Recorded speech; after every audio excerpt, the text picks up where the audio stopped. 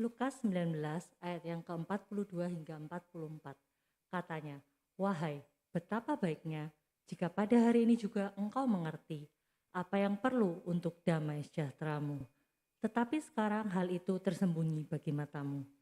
Sebab akan datang harinya bahwa musuhmu akan mengelilingi engkau dengan kubu lalu mengepung engkau dan menghimpit engkau dari segala jurusan.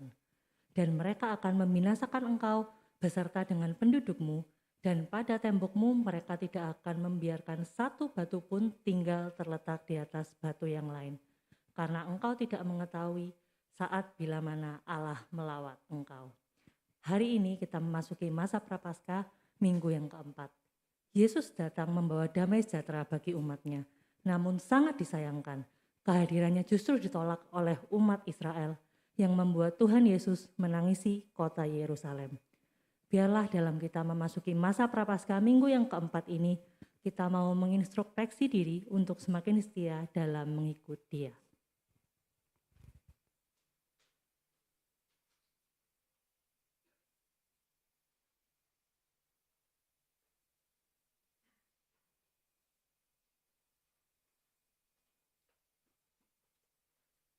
Shalom jemaat yang terkasih di dalam Tuhan.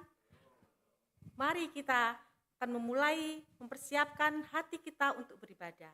Saya undang kita semua untuk bangkit berdiri. Kita akan mengambil waktu teduh.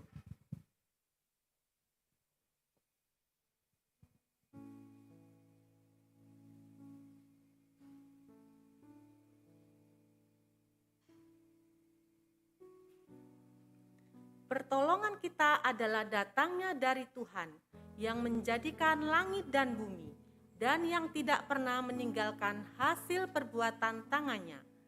Turunlah atas kita sekalian kasih karunia dari Allah Bapa, dari anak-anak dan Allah Roh Kudus menyertai ibadah kita hari ini. Amin.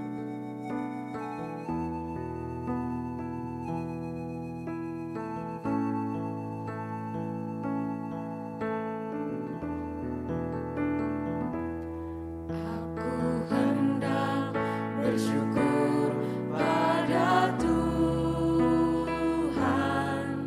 karena keadilan-Nya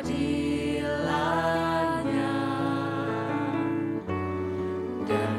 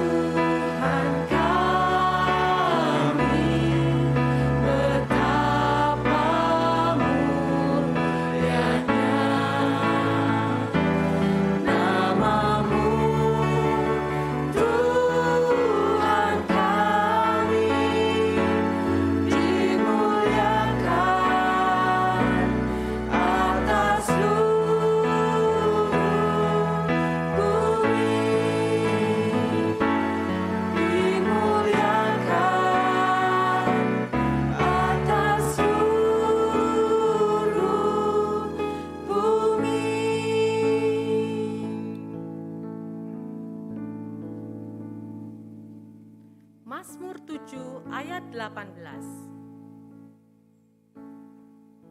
Aku hendak bersyukur pada Tuhan karena keadilannya dan bermazmur bagi nama Tuhan yang maha tinggi. Jemaat dipersilakan duduk kembali. Yakobus 3 ayat 9 berbunyi demikian.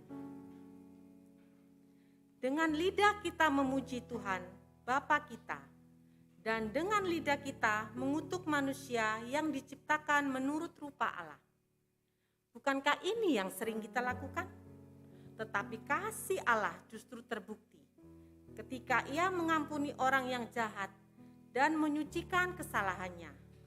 Saat ini pun kita diberikan kesempatan yang sama untuk mengakui dosa dan disucikan.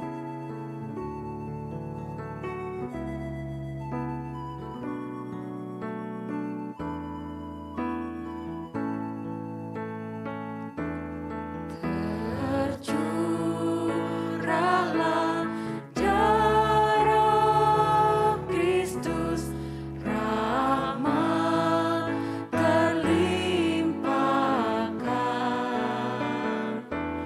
Yang jahat dapat ditebus, dapat disucikan. Ku percaya dengan yakin Yesus mati gantiku, yang menderita bagi daku. Ku mau balas cintanya. Ya domba Allah, darahmu tak hilang kuasanya, sampai semua hamba-Mu sejahtera di surga. Ku percaya dengan yakin Yesus mati gantiku, yang menderita bagi daku. Ku mau balas cintanya.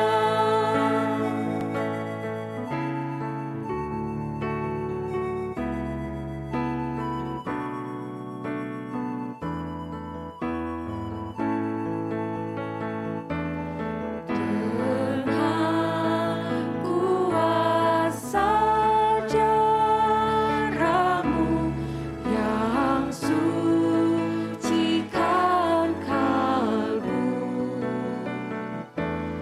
aku masyurkan kasih-Mu sepanjang hidupku.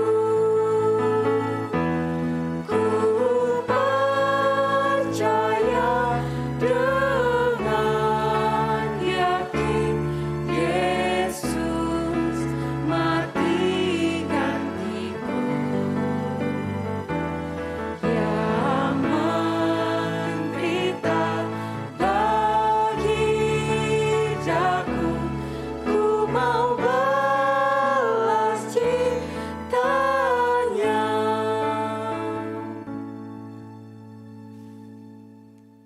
Bapa yang baik, kembali kami datang ke hadirat-Mu untuk beribadah. Meskipun banyak di antara kami yang masih beribadah di rumah, tetapi kami mau menyatukan hati kami untuk mohon belas kasihan-Mu Tuhan, sehingga kami dilayakkan untuk dapat beribadah kepada Tuhan pada saat ini. Kiranya Tuhan menyucikan dosa kami, dahulu, sekarang, dan selama-lamanya. Dalam nama Tuhan Yesus, kami sudah berdoa. Amin. Jemaat dipersilakan bangkit berdiri.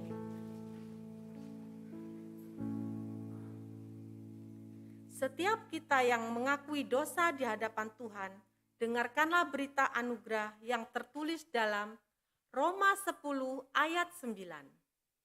Sebab jika kamu mengaku dengan mulutmu bahwa Yesus adalah Tuhan dan percaya dalam hatimu bahwa Allah telah membangkitkan Dia dari antara orang mati, maka kamu akan diselamatkan.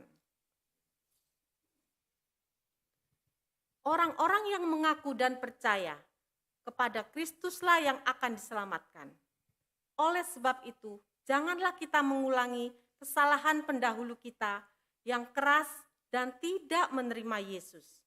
Melainkan, lakukanlah firman Tuhan yang tertulis dalam Yohanes 20 ayat 29b. Mari kita bacakan bersama-sama sebanyak 2 kali. Yohanes 20 ayat 29b.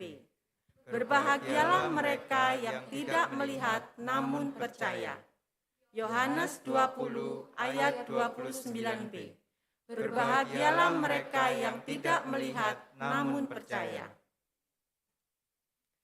Di dalam perjalanan kehidupan Yesus, Ia bertemu dengan orang-orang yang mendengarkan pengajarannya. Beberapa di antaranya membantah dan mengeraskan hati.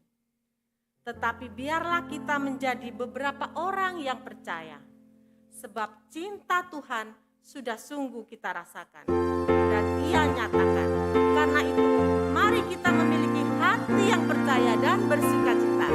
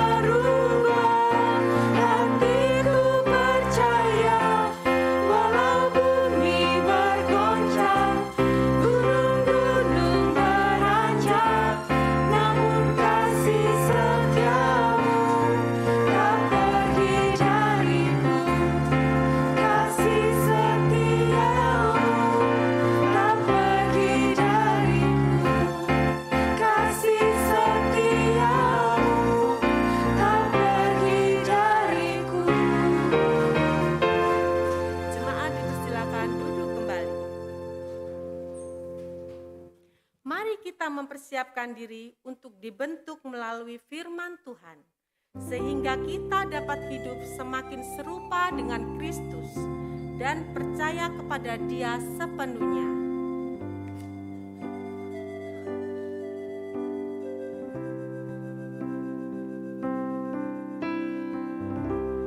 Ubah hatiku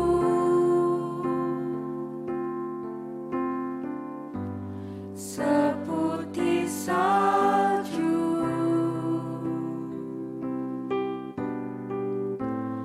ubah hatiku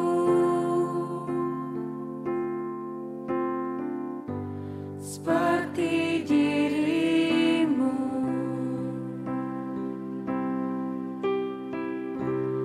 Ubah hatiku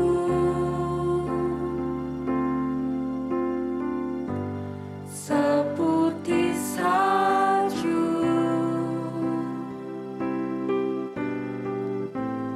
ubah hatiku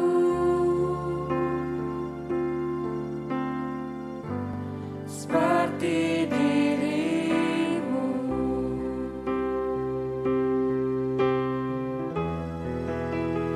Engkau perjunan ku tanah liat,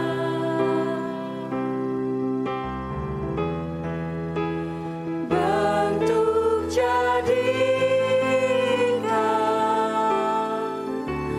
itu doaku. Change my heart, oh God. Make it ever true. Change my heart, oh God. May I be like you.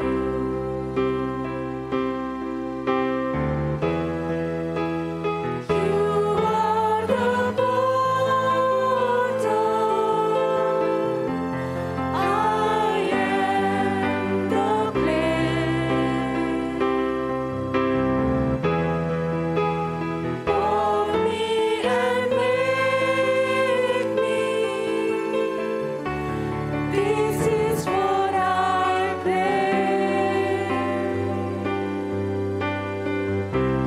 Change my heart, oh God. Make it ever true. Change my heart, oh God. May I be like you. Kepada Pendeta Hendra kami persilakan.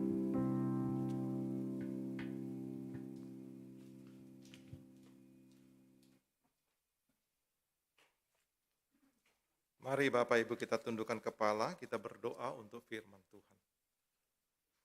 Bapa pencipta langit dan bumi, kami bersyukur bersuka cita kepadamu ya Tuhan, kalau pagi hari ini kami umat Tuhan, anak-anak Tuhan di tengah-tengah masih pandemi, tetapi kami boleh datang ke rumah-Mu untuk beribadah. Tentulah ini kebaikan Allah dalam hidup kami.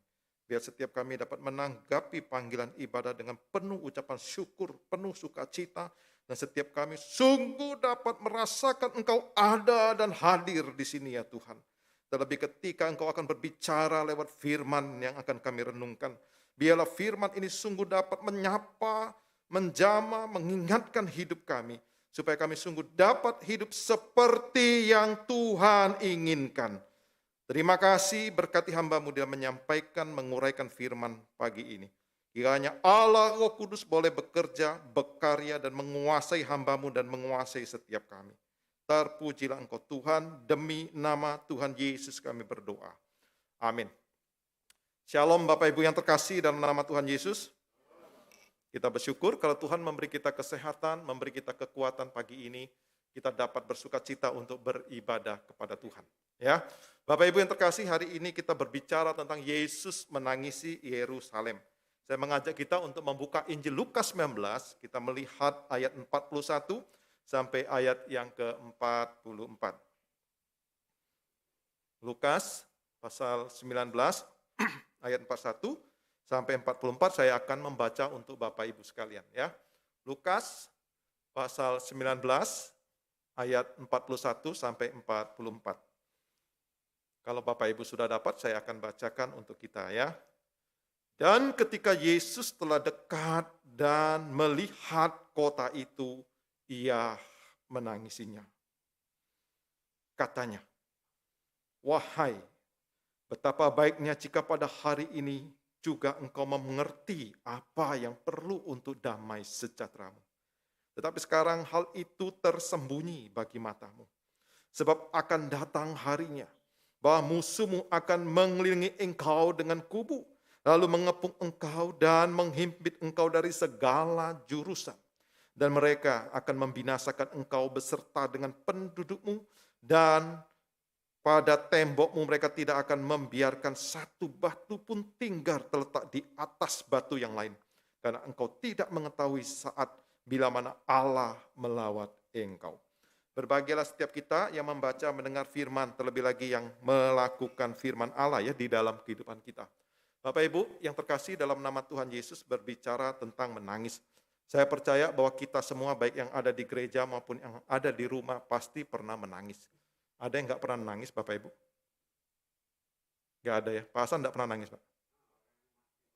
Oh, nangis ya. Iya, Bapak Ibu yang terkasih dalam nama Tuhan Yesus, setiap kita pasti pernah menangis. Ya, kapan terakhir Bapak Ibu menangis? Kapan terakhir kali kita menangis? Ada yang ingat nggak? Kemarin kah? Kemarin dulu, mungkin seminggu yang lalu? Ya. Nah, Bapak Ibu yang terkasih dalam nama Tuhan Yesus, 2 tahun belakangan ini banyak orang menangis. Kenapa? Karena pandemi COVID-19. Bapak Ibu, kalau kita coba sejenak untuk melihat dan mengevaluasi kehidupan kita, ya, kehidupan kita. Mulai dari kita lahir sampai hari ini banyak kehilangan nggak? Biasanya kalau orang menangis itu selalu dikaitkan dengan apa? Kehilangan. Ya, walaupun juga ada orang menangis karena sukacita, ada juga orang menangis karena terharu, ada juga orang menangis karena gembira, ada. Tetapi pada umumnya yang namanya menangis, Bapak Ibu, selalu dikaitkan dengan kehilangan. Ketika kita ada di dalam dunia ini, Bapak Ibu, keluar dari kandungan ibu kita, bukankah kita juga sudah mengalami kehilangan? Itu sebabnya ketika kita lahir, kita sudah menangis. Kita mungkin sudah kehilangan kenyamanan ketika kita berada di dalam kandungan. Ya. Nah, demikian juga ketika kita mulai dewasa, Bapak Ibu, mulailah kita juga mulai kehilangan di mana kita akan jauh dari orang tua. Atau kita yang menjadi orang tua, kita mulai kehilangan juga anak kita yang sudah makin dewasa. Ketika anak itu sudah sekolah, ketika anak itu sudah menikah, Bapak Ibu yang terkasih, mungkin mulai relasi kita dengan anak sudah mulai kehilangan. Ya, sudah renggang, tidak seperti dulu lagi. Ini juga selalu saya renungkan Bapak Ibu ya. Anak saya mungkin sekarang 14 tahun ya. Mungkin 10 tahun lagi sudah usia 24 tahun, mungkin kebersamaannya sudah mulai makin merenggang. Bukan hanya itu Bapak Ibu yang terkasih, di dalam nama Tuhan Yesus, ketika kita masuk usia pensiun, kita juga sudah mulai kehilangan pekerjaan. Ketika kita sudah lanjut usia, mulai kita juga kehilangan Bapak Ibu? Kesehatan. Ya, kesehatan kita mulai berkurang, kekuatan kita mulai berkurang, bahkan mungkin hilang. Bukan hanya itu Bapak Ibu yang terkasih, dalam nama Tuhan Yesus, kita juga mulai Bapak Ibu kehilangan Kehilangan orang-orang yang kita kasihi. Saya juga pernah kehilangan papa saya tahun 92. 2002 mama saya juga dipanggil pulang oleh Tuhan. 2017 koko saya juga dipanggil oleh Tuhan. Kami tinggal 9 orang saudara sekarang Bapak Ibu. Selalu saya merenung, nanti giliran siapa lagi yang dipanggil? Mungkinkah saya, mungkinkah saudara saya, kakak saya, adik saya, atau cece saya? Semua Bapak Ibu, berlahan-lahan kita pasti mengalami yang namanya apa? Menangis. Ya, menangis karena apa? Karena kehilangan. Bahkan ketika kita merayakan ulang tahun Bapak Ibu yang terkasih, sesungguhnya kita juga kehilangan. Kehilangan apa? Waktu. 1 tahun lagi. Nah, jemaat yang saya kasih dalam nama Tuhan Yesus, inilah suatu realita. Inilah suatu kenyataan di dalam kehidupan kita sebagai manusia, bahwa di dalam kehidupan ini kita pasti mengalami yang namanya kehilangan, bahkan sampai akhirnya kita sendiri juga akan apa? Hilang. Ya toh? Kita juga akan dipanggil pulang oleh Bapa di sorga. Bapak Ibu, hal yang manusiawi ketika kita kehilangan lalu kita berduka, betul? Suatu hal yang manusiawi ketika kita kehilangan, kita harus mengeluarkan air mata atau kita menangis. Bapak Ibu, ada seorang rekan hamba Tuhan mengatakan, bukanlah suatu kebetulan kalau Tuhan Bapak Ibu memberikan kita air mata duka yang begitu luar biasa. Selalu ada refillnya. Betul nggak? Nggak pernah habis deh. Kenapa? Karena ini realita di dalam kehidupan kita. Air mata kita mungkin hari ini kita menangis. Beberapa tahun lagi kita menangis. Selalu ada air mata itu. Bukanlah suatu kebetulan kalau Tuhan memberikan air mata itu di dalam kehidupan kita sebagai manusia. Nah, jemaat yang saya kasih dalam nama Tuhan Yesus. Banyak yang dapat membuat kita menangis. Dan seringkali tangisan itu dikaitkan dengan yang namanya kesedihan. Tuhan Yesus pun pernah menangis. Kalau kita menyelidiki Alkitab, Bapak Ibu, berapa kali Tuhan Yesus menangis? Ada yang tahu nggak? Ada yang tahu berapa kali Tuhan Yesus menangis? Yang dicatat dalam Alkitab. Kalau Bapak Ibu membaca Alkitab, khususnya Injil, maka kita menemukan Tuhan Yesus menangis sebanyak berapa? Nggak tahu ya. 2 kali. Tapi sebenarnya 3 kali Bapak Ibu. Yang satunya nggak dicatat. Waktu Yesus lahir. Ya, waktu Yesus lahir kan jadi bayi, menangis ya toh. Bapak Ibu yang terkasih, yang satunya lagi Bapak Ibu mungkin ingat dalam Yohanes 11 ketika Lazarus mati. Yesus juga menangis. Tetapi sebenarnya Yohanes 11 di dalam ayat 33 sampai 35 Yesus menangis sebenarnya bukan karena ditinggal oleh Lazarus, karena dia berkuasa. Dia sebentar lagi akan membangkitkan Lazarus. Yesus menangis di dalam Yohanes 11 Bapak Ibu itu karena kesedihan, ketidakpercayaan. Nah, demikian juga di dalam bacaan kita tadi Bapak Ibu. Ya, Tuhan Yesus menangis. Apa yang Yesus nangis? Tuhan Yesus menangis sebuah kota Yerusalem, kotanya Allah Bapak Ibu yang terkasih. Yang menjadi pertanyaan, apa sih yang menyebabkan Tuhan Yesus menangis? Apa karena dia takut, karena sebentar lagi dia harus menderita? Karena dia harus melewati jalan salib, sehingga dia harus menangis karena begitu gentar dan takutnya. Kata menangis di sini Bapak Ibu di dalam bahasa aslinya itu menggunakan kata meratapi. Apa ya yang membuat Yesus meratapi? Pada waktu Tuhan Yesus Bapak Ibu mendekati Paskah ya, pada waktu mendekati Paskah, kebanyakan orang termasuk juga Tuhan Yesus dan orang-orang Yahudi, biasanya mereka akan kembali ke Yerusalem. Ya, mereka akan kembali ke Yerusalem. Pada waktu Tuhan Yesus melihat kota Yerusalem, Bapak Ibu yang terkasih dalam nama Tuhan Yesus, dia berhenti sejenak. Apa yang Tuhan Yesus lihat dari kota yang begitu megah, yang membuat dia harus menangis? Ketika Yesus menangis, Bapak Ibu yang terkasih dalam nama Tuhan Yesus, tentu saja murid-murid dan orang-orang yang menggiringi Tuhan Yesus itu bingung. Kenapa Tuhan Yesus menangisi kota Yerusalem? Bukankah sambutan penduduk Yerusalem begitu dahsyatnya, begitu luar biasanya ketika Tuhan Yesus akan masuk? Karena sebagian besar penduduk Yerusalem pernah mendengar atau bahkan melihat apa yang sudah Tuhan Yesus lakukan.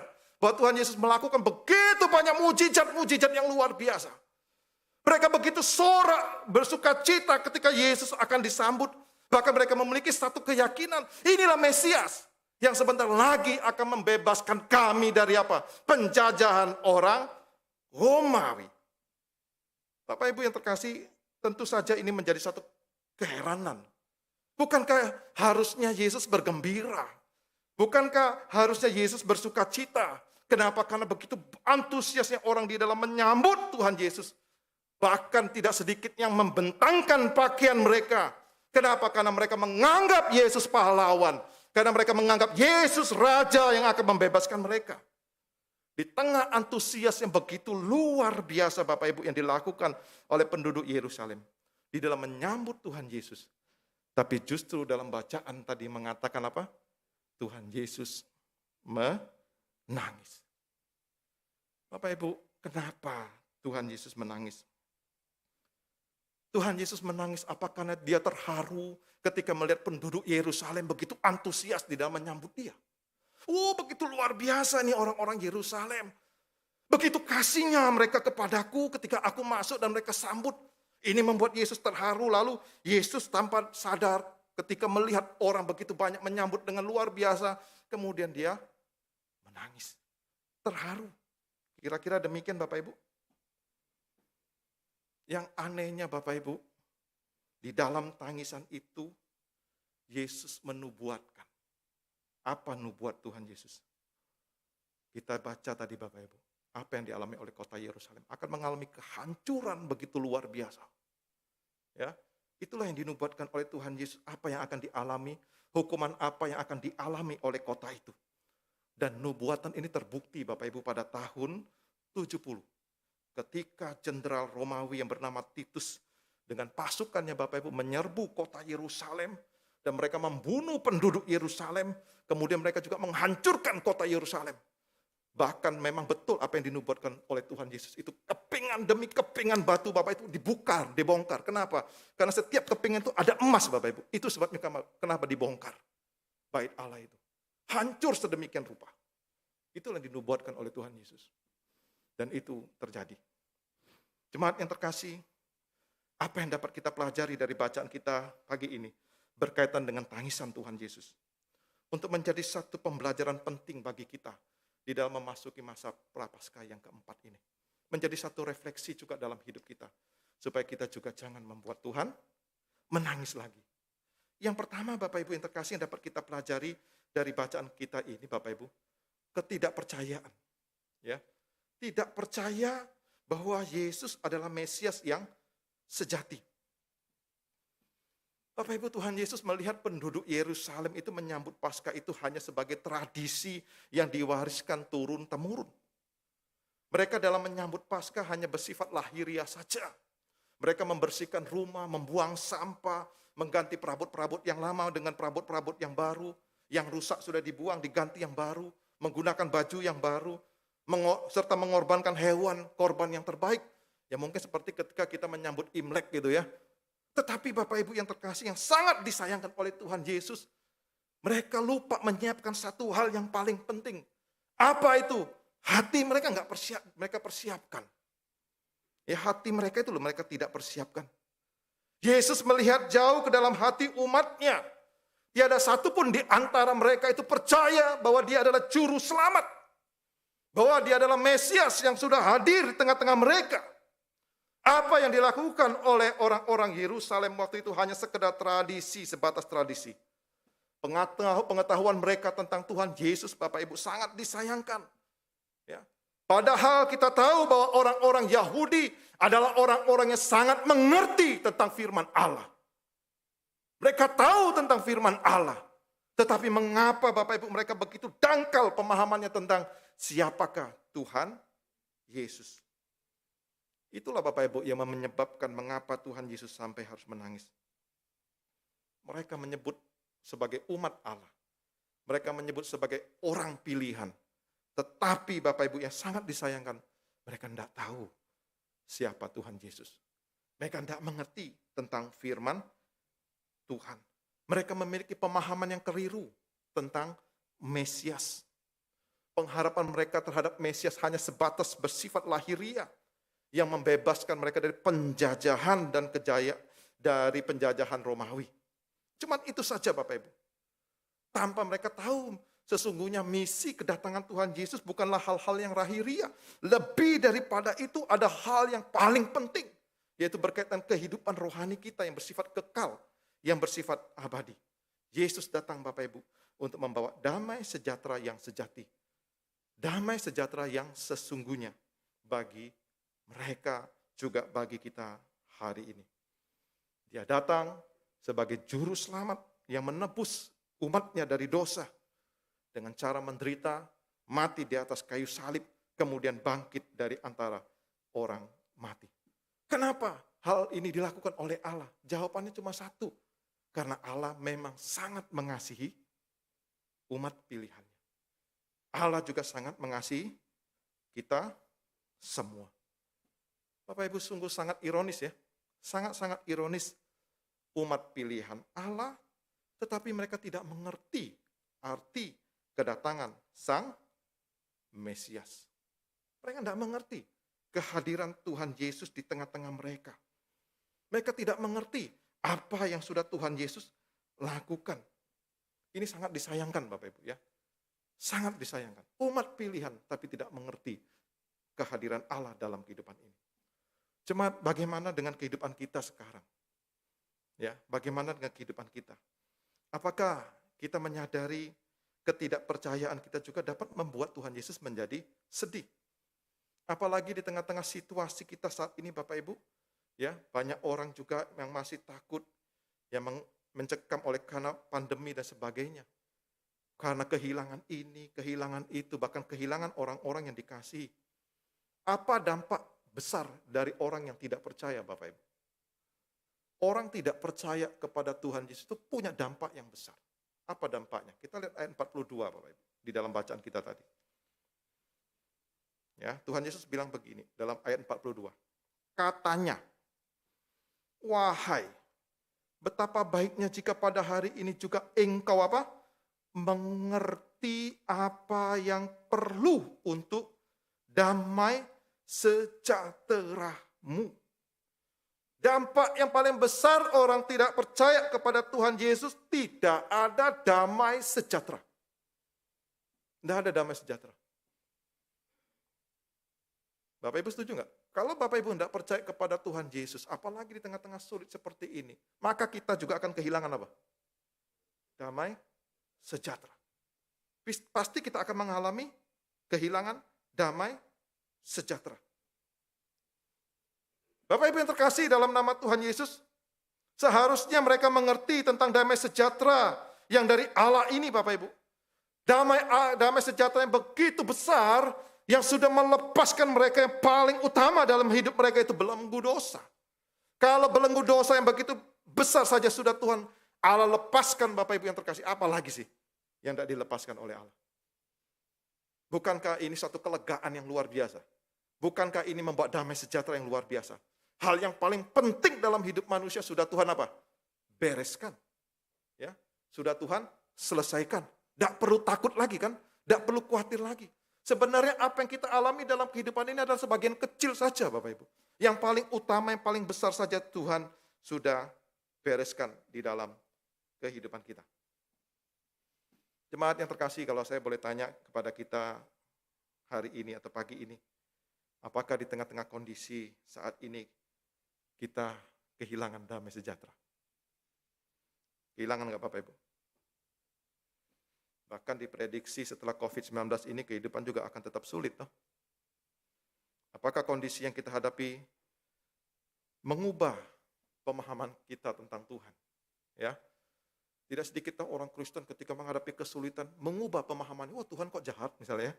Kok saya harus bergumul terus? Kok saya harus menghadapi kesulitan? Kok saya harus menghadapi sakit penyakit misalnya mungkin yang tidak sembuh-sembuh? Lalu mengubah pemahaman kita tentang Tuhan. Bisa nggak? Bisa. Membuat kita tidak percaya. Bisa, sangat bisa. Karena itu Bapak Ibu Tuhan Yesus katakan percaya. Itu akan memberikan damai sejahtera. Ya, di tengah-tengah kondisi apapun percaya. Itu akan memberikan damai sejahtera. Yang kedua Bapak Ibu yang terkasih. Menolak lawatan dan tidak bertobat. Ya, menolak lawatan dan tidak menolak. Menarik ya, bahwa Tuhan Yesus tidak diceritakan menangis ketika dia dicaci orang. Menarik Bapak Ibu, Tuhan Yesus tidak pernah menangis ketika dia dibenci. Tuhan Yesus tidak pernah menangis karena disalah mengerti. Bahkan pada waktu dia harus menderita dan mati di atas kayu salib pun tidak dicatat kalau dia menangis. Dia justru dicatat menangis ketika sedang dieluk-elukan. Tadi ya, dieluk-elukan memasuki kota Yerusalem. Yesus menangis kota Allah itu. Kenapa? Karena orang-orang di dalamnya tidak menyadari apa sesungguhnya yang mereka perlukan untuk kebaikan mereka. Hal yang paling utama. Apa tadi? Damai sejahtera sejati dari Allah. Yaitu pengampunan dosa. Tapi sangat disayangkan mereka menolak itu. Penduduk Yerusalem menolak diri Yesus sebagai Mesias. Bukan hanya itu, mereka yang mengeluk-elukkan. Tidak sampai seminggu kemudian, mereka ini juga yang mengatakan, salibkan Yesus. Mengapa demikian Bapak Ibu? Yaitu tadi, karena mereka mengharapkan Mesias itu hanya sebagai raja atau pahlawan seperti Daud, yang mampu membebaskan mereka dari belenggu jajahan Romawi. Tetapi ketika mereka melihat Yesus, mereka menjadi kecewa. Kenapa? Karena tidak seperti apa yang mereka harapkan. Tuhan telah melawat mereka, tapi mereka tidak tahu dan tidak mau tahu. Sehingga ketika kebinasaan itu datang Bapak Ibu, mereka pun tergilas habis di dalam ayat 43-44 yang kita baca tadi. Sesungguhnya Allah itu tidak pernah Bapak Ibu membiarkan umatnya berjalan sendiri, menapai jalan penderitaan hidup ini. Allah itu selalu peduli, selalu concern di dalam kehidupan umatnya. Kata melawat itu mengandung arti mengunjungi, menjenguk mereka yang dilanda kesulitan untuk apa? Untuk memastikan apakah manusia itu dalam keadaan yang baik atau sedang bermasalah. Melawat itu berarti melihat secara langsung apa yang dialami oleh umatnya. Tidak hanya memantau dari jauh, menunggu laporan. Oh ini loh, penduduk Yerusalem ada masalah. Enggak, sungguh-sungguh dia hadir. Sungguh-sungguh dia melihat apa yang dialami oleh umatnya. Melawat itu artinya Tuhan sendiri yang hadir untuk memastikan kondisi umatnya. Melawat juga berarti ungkapan adanya sikap solidaritas. Adanya upaya membina komunikasi, membina relasi yang baik. Dalam pujian Zakaria Bapak Ibu, Allah tidak sekedar melawat, tapi juga dikatakan membawa kelepasan bagi umat yang di tengah-tengah penderitaan. Allah yang membebaskan mereka dari penderitaan. Allah yang membebaskan mereka dari pergumulan. Ini adalah kabar sukacita, kabar gembira Bapak Ibu. Jadi Bapak Ibu yang terkasih, melawat sesungguhnya mengarahkan pada maksud keselamatan. Bahwa Allah ingin menyatakan keselamatan kepada umatnya. Kepada umatnya. Tapi sayang, ya, justru umatnya menolak dan mereka tidak mau bertobat. Bapak Ibu, perkataan pertama yang diucapkan Tuhan Yesus pada awal perjalanan minggu-minggu sengsaranya. Yesus berkata, waktunya sudah genap. Kerajaan Allah sudah dekat. Bertobatlah dan percayalah pada Injil. Kemudian Yesus juga pernah memperingati mereka Bapak Ibu yang tertulis dalam Lukas 13 ayat 34. Yerusalem, Yerusalem, engkau membunuh nabi-nabi dan melempari dengan batu orang-orang yang diutus kepadamu. Berkali-kali aku rindu mengumpulkan anak-anakmu, sama seperti induk ayam mengumpulkan anak-anaknya di bawah sayapnya, tetapi kamu tidak mau. Lukas 13 ayat 34. Menarik sekali Bapak Ibu peringatan yang diberikan Tuhan Yesus kepada Yerusalem. Memakai satu gambaran kehidupan sehari-hari tentang seekor ayam betina dan anak-anaknya. Bukankah pada saat bahaya Bapak Ibu mungkin ketika ada elang ya, yang akan turun untuk mencengkram anak-anak ayam itu, kira-kira apa yang dilakukan oleh anak-anak itu Bapak Ibu? Mereka akan berlari di bawah sayap dari induk ayam. Kenapa mereka berlari di bawah sayap induk ayam? Mereka percaya bahwa induknya pasti akan menjaga. Anak-anak ini percaya bahwa induknya pasti akan melindungi anak-anak tersebut. Dan mereka akan merasa aman ketika mereka berada di dalam sayap dari induk ayam tersebut. Dengan peringatan ini Bapak Ibu, Tuhan Yesus sebenarnya mencoba membuka mata rohani penduduk Yerusalem. Tuhan Yesus menunjukkan kepada mereka bahwa ada bahaya besar yang mendorong mereka untuk datang dan diselamatkan melalui Yesus. Tapi sayang, Yerusalem menolak peringatan Yesus dan tidak mengenali bahayanya. Juga mereka tidak mencari tempat perlindungan yang aman. Hati Yesus begitu sedih dan berduka dengan kekerasan hati penduduk Yerusalem. Maka menangislah dia. Bapak Ibu bayangkan, Tuhan Yesus memberikan gambaran seperti anak ayam. Ketika ada bahaya, mereka pasti mencari tempat perlindungan.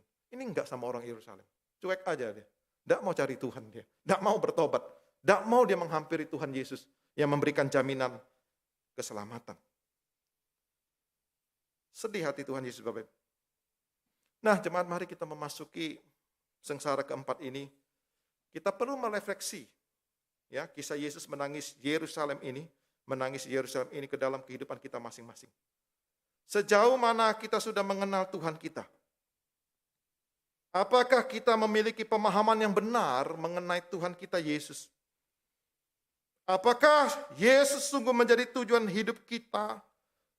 Atau hanya sebagai sarana tempat kita meminta sesuatu?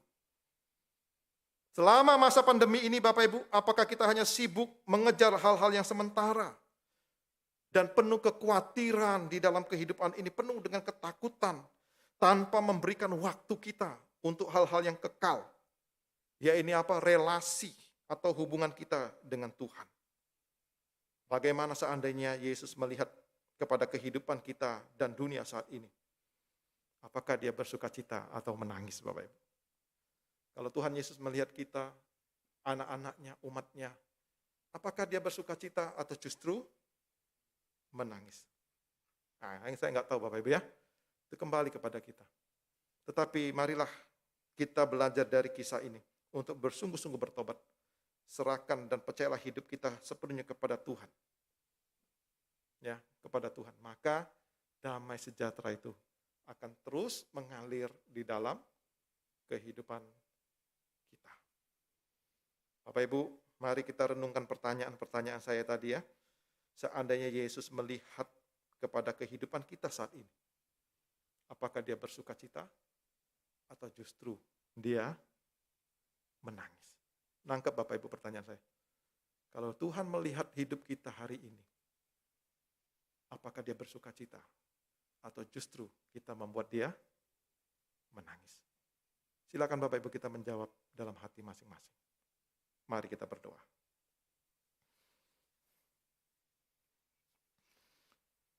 Bapa di dalam kerajaan surga, terima kasih untuk firman Tuhan pagi ini yang boleh mengingatkan setiap kami. Biarlah kami sungguh-sungguh percaya kepada Tuhan Yesus yang adalah satu-satunya Tuhan, juru selamat dalam hidup kami. Kiranya tidak tergoyahkan oleh situasi kondisi apapun. Biarlah kami boleh belajar dari peristiwa Engkau menangis bagi kota Yerusalem. Biarlah kami sungguh-sungguh di hadapan-Mu Tuhan. Percaya kepadamu Tuhan, tidak ada keraguan di hati kami. Dan biarlah kami sungguh dapat merasakan damai sejahtera yang sejati daripada Tuhan. Hamba berdoa menyerahkan untuk setiap umat-Mu GKT Pondok Indah. Bahkan seluruh kami yang hadir pagi ini, maupun yang ada di rumah. Biarlah damai sejahtera itu terus mengalir di tengah-tengah kehidupan yang sukar dan sulit ini. Tidak mudah memang kami harus melewati masa-masa sukar ini. Tetapi biarlah Prapaskah 4 kali ini boleh mengingatkan kami bahwa Engkau sudah melakukan yang terbaik bagi kami orang yang berdosa. Terima kasih Bapa di sorga, biarlah Engkau dipermuliakan dalam hidup kami. Terpujilah nama-Mu. Dalam nama Tuhan Yesus kami berdoa. Amin. Terima kasih Bapak Ibu, Tuhan memberkati.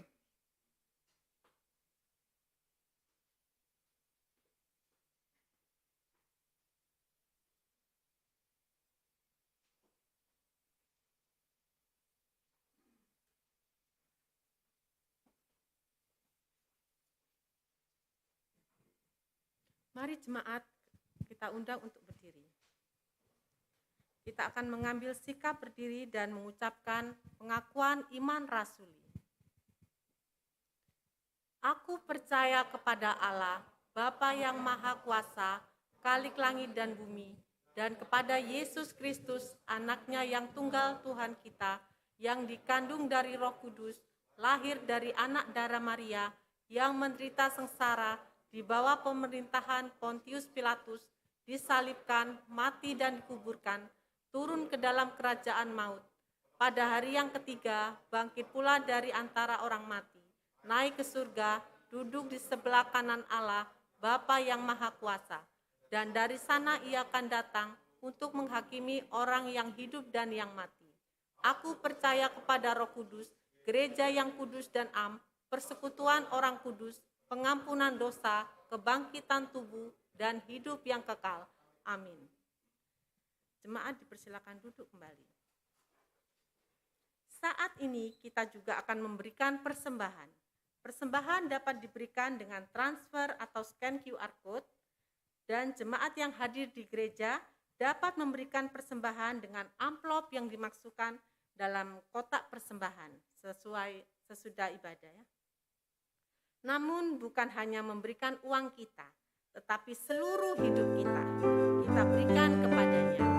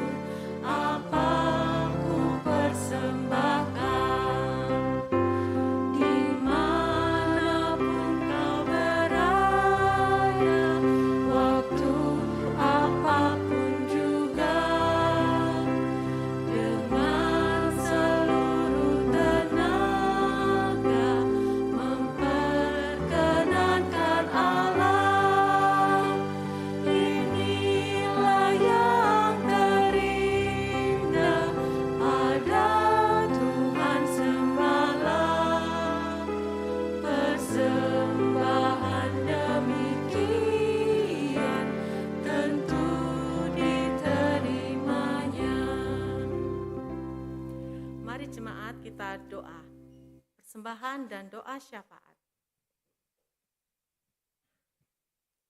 Ya Tuhan, kami mengucap syukur dan terima kasih buat kesehatan kepada setiap kami. Kami boleh memuji dan memuliakan Engkau, serta mendengarkan firman-Mu. Biarlah firman-Mu boleh menjadi rema dalam hidup kami. Kiranya Kau juga berkati Pendeta Hendra yang sudah menyampaikan firman-Mu. Biarlah Tuhan perlengkapi hamba-Mu ini dengan anugerah dan kasih-Mu. Urapi dalam kesehatannya, pelayanannya, dan keluarganya. Ya Tuhan, kami juga bersyukur untuk setiap kebaikan yang sudah Tuhan berikan dalam kehidupan kami. Betapa kami tertegun mengingat betapa luar biasanya Tuhan telah memelihara dan menjaga kehidupan kami. Mampukan dan ajari kami ya Tuhan untuk tetap mengucap syukur dan mempersembahkan yang terbaik kepada Tuhan. Biarlah melalui persembahan ini kami juga dapat berkontribusi dalam menjadikan gereja sebagai saluran berkat, khususnya di tengah masa pandemi ini. Kiranya Tuhan berkati tangan-tangan yang memberi dan menjadi saluran berkat-Mu untuk memperluas kerajaan-Mu. Juga berkati hamba-Mu yang mengelola persembahan ini agar digunakan secara bijaksana dan untuk kemuliaan Tuhan. Tuhan, kami juga berdoa buat Lose Hilda dan Lose Melissa yang pada hari ini akan diteguhkan. Kiranya Tuhan semakin memperlengkapi hamba-hamba-Mu ini dan mampukan pelayanan mereka untuk semakin menjadi berkat yang luar biasa. Tuhan, kiranya Kau juga berkati untuk bangsa dan negara kami, Berkati kesehatan Bapak Presiden dan wakilnya serta seluruh stafnya. Menjauhkan kami dari segala bencana-bencana dan segala virus-virus COVID. Karena Engkaulah Tuhan yang sanggup menolong kami. Ya Tuhan, kami juga mendoakan perang Ukraina dan Rusia segera terselesaikan dan menjadi damai kembali. Kiranya rakyat Ukraina diberi ketabahan untuk menghadapi cobaan. Kami juga berdoa Tuhan untuk para majelis, para komisi, para pelayan Tuhan, para jemaat-Mu tanpa terkecuali. Kiranya Kau berkati pekerjaannya, usaha, studi, keluarga, dan rumah tangga kami. Kami percaya Tuhan, Engkau menjamah setiap kami. Yang susah Engkau hiburkan, yang lemah Engkau beri kekuatan. Yang berbeban berat Engkau beri jalan keluar. Terima kasih Tuhan, ini seru doa kami. Hanya di dalam nama Tuhan Yesus kami sudah berdoa. Amin.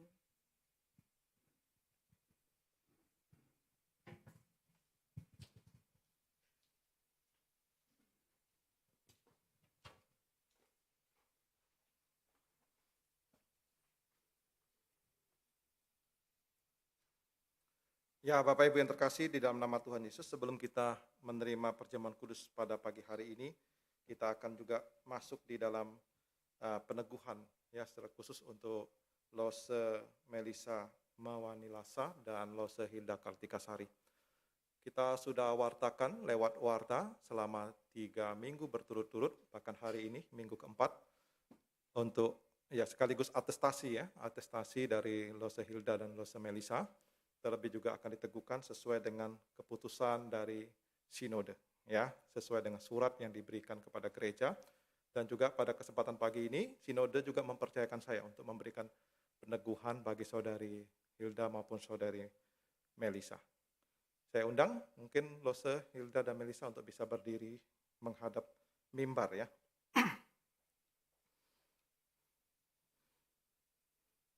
Bapak Ibu yang terkasih, saya akan membacakan beberapa hal penting berkaitan dengan peneguhan pada pagi hari ini ya.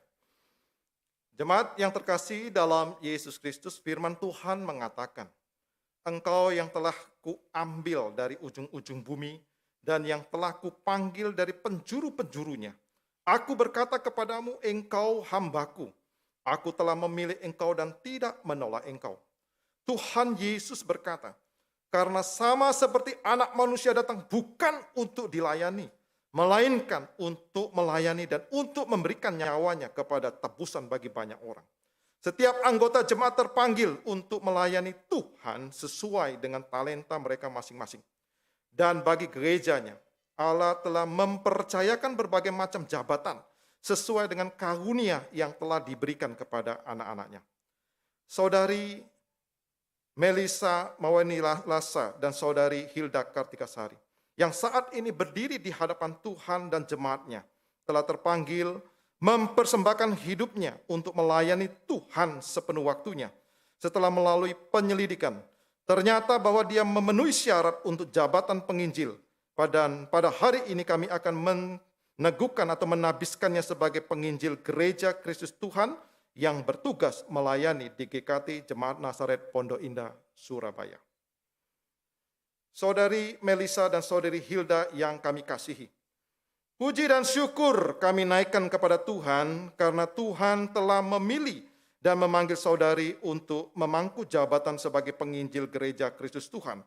Oleh sebab itu, hendaklah saudari dengan setia melaksanakan tugas dan tanggung jawab saudari sesuai dengan jabatan yang saudari terima pada hari ini. Gembalakanlah jemaat Tuhan, kabarkanlah Injilnya, carilah jiwa-jiwa yang tersesat, hiburlah dan kuatkanlah yang susah dan lemah, sesuai dengan firman Tuhan. Beritakanlah firman, siap sedialah baik atau tidak baik waktunya. Nyatakanlah apa yang salah, tegurlah dan nasihatilah dengan segala kesabaran dan pengajaran. Saya akan membacakan ada 5 pertanyaan berkaitan dengan tekad dan janji. Nanti saya membutuhkan jawaban dari saudari Melisa dan saudari Hilda. Sekarang sesuai dengan tugas dan tanggung jawab saya kepada Tuhan dan gerejanya, saya menghendaki pernyataan tekad dan janji saudari dengan menjawab pertanyaan-pertanyaan sebagai berikut. Yang pertama, apakah saudari percaya dan mengakui bahwa Allah sendirilah yang telah memanggil saudari untuk menerima jabatan penginjil ini? Dan bersediakah saudari dengan setia melaksanakan tugas dan tanggung jawab yang telah dipercayakan kepada saudari? Bagaimana jawab dari saudari Melisa? Bagaimana jawab dari saudari Hilda?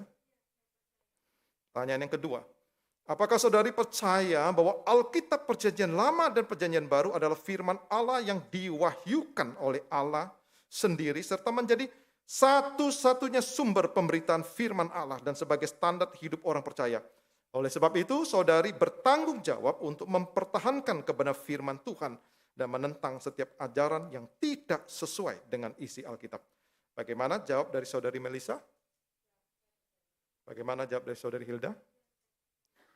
Yang ketiga, apakah saudari bersedia dengan rajin berdoa, membaca Alkitab, mengambil saat teduh agar rohani saudari maju dan bertumbuh, dan dengan demikian kehidupan serta perbuatan saudari menjadi teladan bagi orang beriman? Bagaimana jawab saudari Melisa?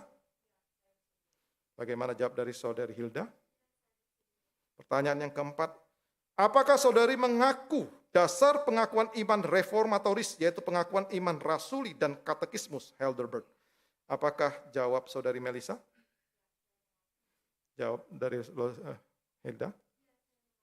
Pertanyaan yang terakhir yang nomor 5. Apakah saudari bersedia mentaati serta melaksanakan tata gereja dan peraturan khusus serta segala kebutuhan persidangan sinode gereja Kristus Tuhan? Bagaimana jawab dari saudari Melisa? Saudari Hilda? Bapak Ibu, kita sudah mendengar bagaimana jawaban dari kedua saudari kita pagi hari ini.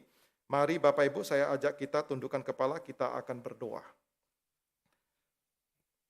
Allah Bapa yang kekal, kami bersyukur kepadamu. Engkau telah memilih dan memanggil hamba-Mu untuk melayani jemaat-Mu yang kudus ini. Kiranya Engkau melimpahkan kebijaksanaan dan pengertian, iman yang teguh, sehingga dengan kuasa Roh Kudus ia dapat melayani Tuhan, berbuah banyak, dan nama-Mu dipermuliakan. Kiranya Allah sendiri yang mempelengkapi kedua hamba-Mu ini. Engkau memakai mereka dengan luar biasa untuk maksud kebesaran dan kemuliaan Tuhan saja. Terima kasih, kami serahkan kedua saudari kami ke dalam tangan-Mu ya Tuhan. Hanya di dalam nama Tuhan Yesus kami berdoa. Amin. Kita akan menumpangkan tangan Bapak Ibu bagi kedua saudari kita. Saya minta untuk berlutut.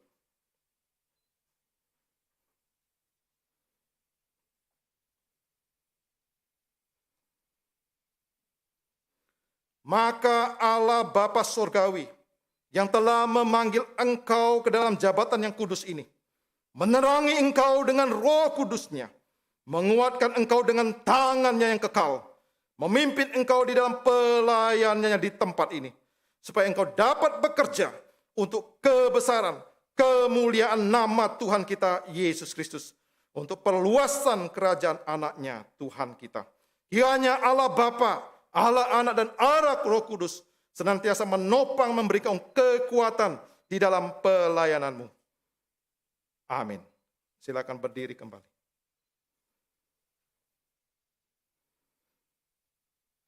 Bisa menghadap jemaat. Bapak Ibu, saya undang kita semua bangkit berdiri. Kita menyambut kedua saudari kita pagi ini. Atas nama Sinode Gereja Kristus Tuhan, saya nyatakan bahwa penginjil, ya sekarang jadi penginjil, Melisa Mewanilasa dan penginjil Hilda Kartikasari, mulai saat ini dengan resmi menjadi penginjil di lingkungan Sinode Gereja Kristus Tuhan, dengan tugas di Gereja Kristus Tuhan Nazaret Taman Pondok Indah, Surabaya.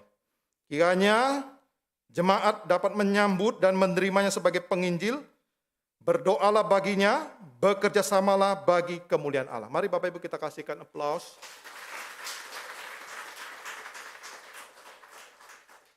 Bapak Ibu silakan duduk. Saya minta ketua majelis untuk dapat memberikan sertifikat, mungkin bisa ya.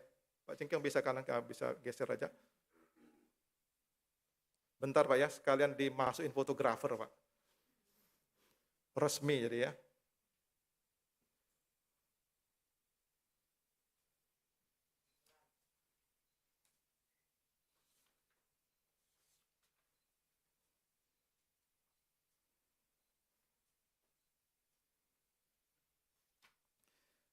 Ya, Bapak Ibu yang terkasih dalam nama Tuhan Yesus, demikianlah hari ini peneguhan atas diri penginjil ya, Melisa Mewanilasa dan penginjil Hilda Kartikasari.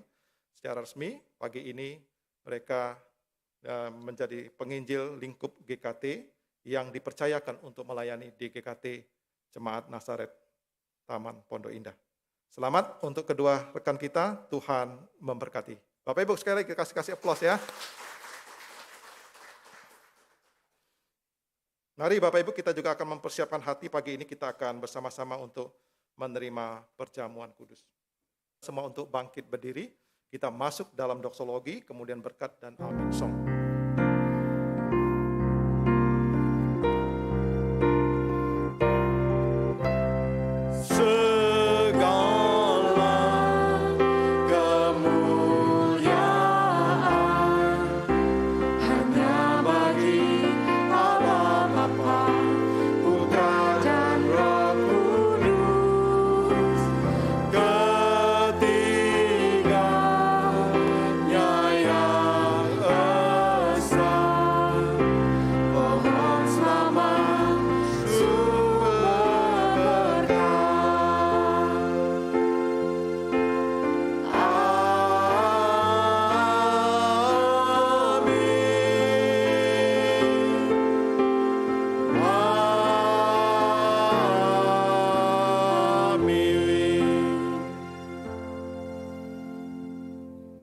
Firman Tuhan mengingatkan setiap kita, supaya setiap kita sungguh-sungguh percaya kepada Tuhan Yesus. Itulah yang akan memberikan damai sejahtera di dalam kehidupan kita. Biarlah memasuki Prapaskah ini, kita sungguh-sungguh semakin merasakan kasih dan anugerah Tuhan yang begitu besar. Dan biarlah setiap kita makin percaya kepadanya. Arahkanlah hatimu kepada Allah dan terimalah berkat-Nya. Tuhan sumber berkat, memberkatimu di dalam segala kelimpahannya, baik secara rohani maupun secara jasmani. Tuhan yang berkuasa itu, yang senantiasa akan menjaga dan melindungi setiap langkah-langkah hidupmu. Tuhan menyinari engkau dengan wajah-Nya dan memberi engkau kasih karunia. Tuhan menghadapkan wajah-Nya kepadamu dan memberi engkau damai sejahtera. Kiranya Allah Bapa, Allah Anak, dan Allah Roh Kudus itu senantiasa menuntun, memimpin, menyertai, dan memberkati hidupmu dari sekarang sampai selama-lamanya. Amin.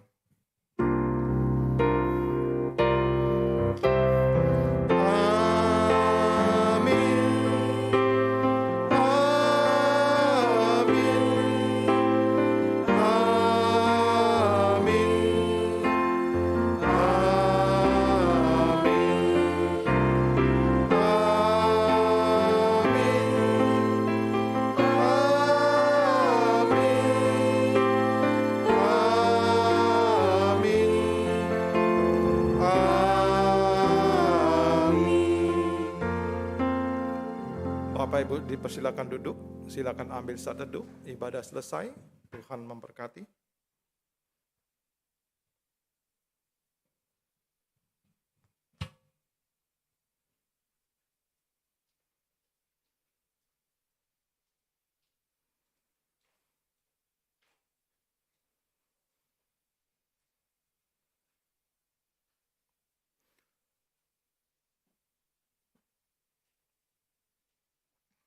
Shalom jemaat. Ada beberapa hal yang akan saya sampaikan berkaitan dengan warta pada pagi hari ini. Yang pertama, kami menyambut dengan penuh sukacita untuk saudara Novalion ya. Saudara Novalion dan saudari Shelly mungkin bisa bangkit berdiri. Ya, Bapak Ibu, mereka adalah jemaat dari GKT Mojokerto ya, yang akan melangsungkan pemberkatan nikah di gereja kita pada tanggal 2 ya, tanggal 2 April ya. Nanti kita dukung mereka dalam doa supaya mereka dapat mempersiapkan diri dalam memasuki bahtera rumah tangga ya. Kita kasih aplaus Bapak Ibu. Selamat datang. Kalau mampir ke Surabaya, sempat datang ibadah di sini, monggo. Silakan kita sambut dengan penuh sukacita.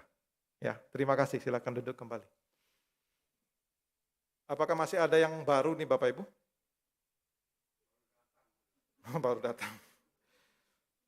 Muka lama semua ya Pak ya? Wah, tapi semangat baru terus ya. Ya, Bapak Ibu yang terkasih, dalam nama Tuhan Yesus, saya akan menyampaikan beberapa hal berkaitan dengan warta kita di dalam sepanjang minggu di depan ya. Pertama, kami mengucapkan banyak terima kasih untuk setiap rekan-rekan yang sudah ambil bagian dalam pelayanan hari ini. Kiranya Tuhan memakai kita terus dan memperlengkapi kita terus untuk menjadi alat bagi kebesaran dan kemuliaan nama Tuhan kita, Yesus Kristus. Ya, Bapak Ibu yang terkasih, dalam nama Tuhan Yesus, Bapak Ibu di Dalam e-warta, Bapak Ibu juga dapat memperhatikan warta sepekan, dan juga di situ ada laporan persembahan. Mungkin Bapak Ibu bisa memperhatikan, mungkin ada Bapak Ibu yang memberikan persembahan, mungkin ada kesalahan nama dalam penulisan, ataupun ada yang terlewati, Bapak Ibu dapat menghubungi bendahara gereja. Ya, Bapak Ibu dapat menghubungi bendahara gereja ya. Kemudian Bapak Ibu yang terkasih juga dapat memperhatikan berkaitan dengan persembahan, itu ada kodenya ya Bapak Ibu supaya tidak salah ya. Untuk perpuluhan itu 02, untuk syukur 03, dan diakonia itu 09. Jadi Bapak Ibu yang ingin memberikan persembahan diakonia untuk mendukung bagi jemaat-jemaat yang membutuhkan, mungkin Bapak Ibu memberikan kode 09 di belakangnya ya. HOP, nah ini ya, itu seperti biasa setiap minggu ada ibadah pukul 10. Untuk tanggal 3 April akan dilayani oleh Lose Elizabeth ya. Jadi rekan-rekan muda, mari silakan bersama-sama untuk mengikuti ibadah HOP pada tanggal 3 April yang akan dibawakan oleh Lose Elizabeth. Untuk tanggal 3 April sudah onsite ya. Sudah onsite ya. Jadi Bapak Ibu untuk HOP minggu depan sudah onsite ya. Teman-teman dapat hadir di gereja ya. Jadi teman-teman yang akan mengikuti ibadah pemuda remaja sudah bisa hadir di gereja juga lewat Zoom juga. Ya. Bagi yang mungkin tidak bisa hadir, mungkin berhalangan atau apa, bisa juga melalui Zoom. Tetapi kami mengharapkan karena situasi sudah baik, puji Tuhan, Tuhan sudah pimpin, mungkin rekan-rekan muda masih segar, masih kuat ya. Silakan hadir di gereja untuk beribadah ya, pada tanggal 3 April. Persekutuan doa seperti biasa pada hari Rabu, tanggal 30 Maret, jam 7 malam. Mari Bapak Ibu, saya mengajak kita semua untuk bersama-sama mengikuti persekutuan doa, ya, supaya di dalam persekutuan itu kita saling sharing, mendoakan, dan juga saling menguatkan, dan juga kita boleh mendengarkan firman Allah. Mari Bapak Ibu, saya mengajak kita untuk dapat mengikuti persekutuan doa. Ya, nama aja persekutuan doa, jadi mari kita bersekutu di situ ya, sekalipun masih dibatasi melalui Zoom dan YouTube ya, akan dipimpin oleh Lose Hilda ya. Untuk persekutuan wanita akan dilaksanakan tanggal 12 April pukul 4 sore, juga onsite atau sudah tatap muka. Jadi ibu-ibu dapat memperhatikan ya, hari Selasa 12 April pukul 4 sore ya, sudah dapat beribadah di gereja kembali. Kemudian Bapak Ibu, seperti yang saya wartakan minggu lalu berkaitan dengan persembahan Baksos Paskah. Minggu lalu kita sudah bagikan amplopnya bagi Bapak Ibu yang akan memberikan persembahan Paskah melalui Baksos Paskah melalui amplop persembahan. Nanti setelah ibadah selesai Bapak Ibu bisa masukkan ke dalam kotak ya, di dalam kotak persembahan di sini. Bagi Bapak Ibu yang ingin memberikan persembahan melalui transfer atau QR code, Bapak Ibu dapat memberikan kode di belakangnya itu 06.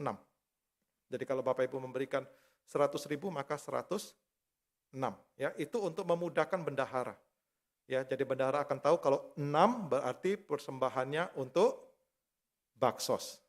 Mari Bapak Ibu, saya mengajak kita semua untuk mendukung pekerjaan ini, karena proyek dari bidang misi ini juga untuk tahun ini kita mau jangkau agak lebih banyak orang ya. Termasuk juga kita ingin mensupport ada 10 anak yang kurang gizi di daerahnya Ibu Mary, Ibu ya. Ibu Mary di Kelurahan Sumberwuluh, Bu ya. Sumberwuluh, saya kok sumber terus ya. Sumur mulut di situ ada anak kurang gizi Bapak Ibu ya, ada sekitar 10 Bu ya. Kita juga akan membantu ada 10 anak yang kurang gizi, kita akan berikan vitamin rencananya oleh pengurus ya. Dan untuk warga yang tidak mampu ataupun jemaat kita juga ataupun jemaat tamu yang kita dukung, kita support, kita akan berikan sembako. Ya, kita akan memberikan sembako. Mari Bapak Ibu, silakan mendukung pekerjaan ini. Di tengah-tengah situasi seperti ini juga kita tetap dapat menjadi berkat. Dan rencananya akan kita bagikan pada bulan Mei, ya mendekati Idul Fitri ya, awal-awal Mei ya kalau nggak salah ya, mendekati Idul Fitri. Ya, mari kita dukung pekerjaan Tuhan ini untuk dapat memberkati banyak orang, khususnya bagi saudara-saudara kita yang membutuhkan. Amin. Kiranya demikian ya warta saya pada pagi hari ini. Tolong diperhatikan wartanya Bapak Ibu ya. Ibadah minggu depan seperti biasa tetap pukul 8. Jadi Bapak Ibu untuk sementara masih harus daftar dulu ya. Jadi tolong Bapak Ibu nanti Senin kami sharekan bisa mendaftarkan di nomor yang sudah kita sediakan. Terima kasih Bapak Ibu, kiranya Tuhan memberkati kita semua. Amin. Satu lagi Bapak Ibu yang ketinggalan. Nah ini. Tadi saya pikir-pikir apa yang ketinggalan. Pada tanggal 20 hari Minggu, 20 April, ya 20 April, 24 ya, 20 April, tanggal Minggu, tanggal berapa ya? Minggu ketiga, 17 ya? Betul ya? Meragukan sekali. Ya, 17 ya. Ya, 17 April itu kan Paskah ya. Kita ada baptisan CD, ada CD. Kemudian kami juga memberikan kesempatan bagi Bapak Ibu yang anak-anaknya ingin dibaptis. Ya, bagi Bapak Ibu yang anak-anaknya ingin dibaptis, silakan nanti Bapak Ibu daftar ke saya. Ya, jadi bagi Bapak Ibu anak-anaknya baptis anak ya, bagi baptis anak yang usianya 16 ke bawah, ya 16 tahun ke bawah. Bapak Ibu dapat menghubungi saya untuk berkomunikasi dulu ya, berbincang-bincang sedikit dengan saya jika anaknya ingin menerima baptisan anak. Ya, jadi Bapak Ibu yang ingin dibaptis anaknya silakan nanti menghubungi saya karena tanggal 17 April kita akan adakan baptisan anak dan CD. Terima kasih, Tuhan memberkati.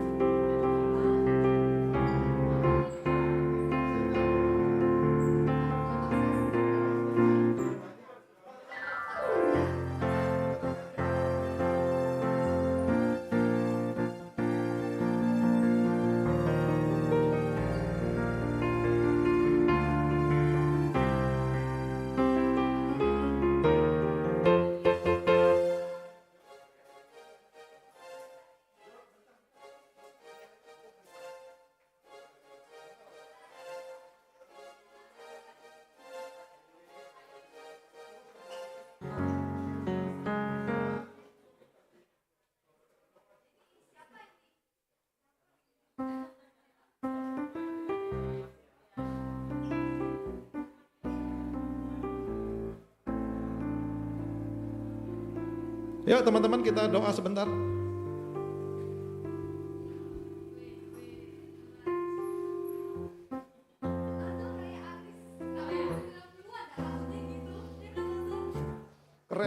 kayak Keanu Reeves.